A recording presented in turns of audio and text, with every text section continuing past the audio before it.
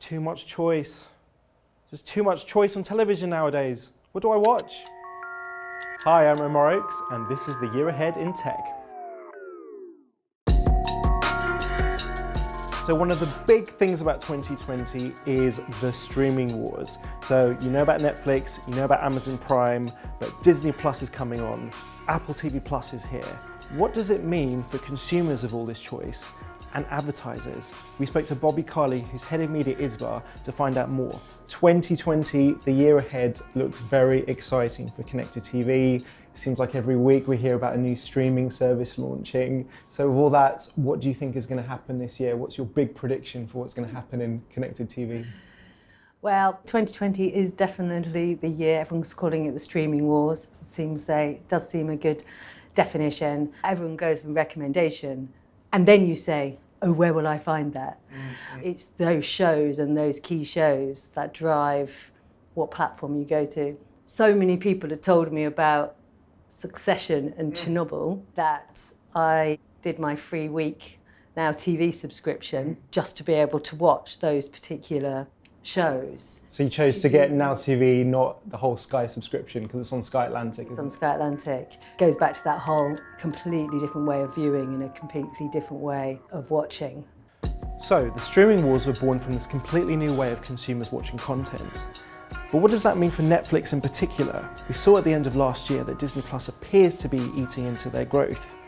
What does it mean for the established players in this new market? The fact is that simply people only have a limited amount of time and a limited amount of money.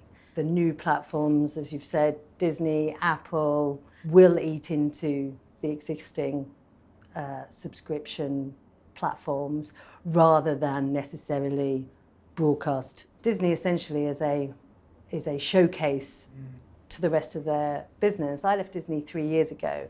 Disney Plus was well underway there as a necessity for their business to be able to be that close to their consumer. So Disney has been planning this direct-to-consumer service for a long time, is it? Yeah, a long time. Their purpose for it, as that shop front, is very different than the business model of Netflix. Mm-hmm. These streaming services are launching without advertising, which means that audiences are going to be even harder to reach. So the thing about the ad-free platforms is that the customer gets good content, good customer experience with no ads. So with that in mind, a lot of advertisers are getting excited about programmatic TV opportunities. So what opportunities are there? You get a high level of consumers who say they are happy for the exchange of great content, no fee in exchange for advertising.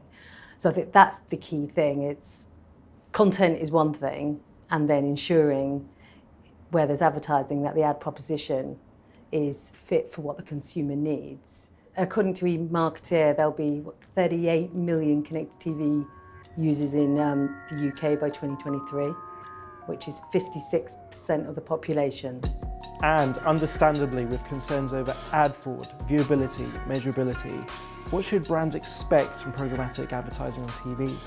Brands need to demand transparency. It's key. They need to be asking the questions. They need to ensure that they've got practices in place to prevent ad fraud. And in practice, is there a huge difference between a brand doing it themselves when demanding these things, or is it more a conversation that they would have with their media agency and expect the media agency to fight that battle on their behalf? Brands definitely need to have that knowledge and awareness, need to be able to know, but yeah, and the agencies are there to do that and protect the brand and do the best jobs. ISBA have set a goal of creating a global prototype for cross-media measurement by 2021. A big goal. It's backed by advertisers, backed by agencies, media and platforms. So we launched the project last November called Origin. So is that January 21, December 21? How far into the year? Because things are moving fast, these things matter. Yes, that is subject to progress. Okay. So you mentioned Succession, you've been watching that. What else is attracting you to streaming platforms? My biggie that I've just watched, I only seem to do one show at a time, was Sex Education. Everybody seems to be watching that. Love Sex Education. I think when it comes to the streaming platforms, it's more about what have you watched? What do I need not to miss? And then you put it on your, you know, I have my list on my phone that I need to watch. Yeah. That'll never get around. Yeah, if you're anything like me, the list keeps on growing and you never end it. If our lists aren't too long going forward in the future, we'll have to compare notes in a year's time and see how we get to. But until now, thanks very much. It's a pleasure. So those are just a few of the perspectives for the year ahead in TV with regards to streaming. But don't change the channel, watch campaignlive.co.uk for all the content that we're putting out for technology and everything going on in advertising and marketing. Goodbye.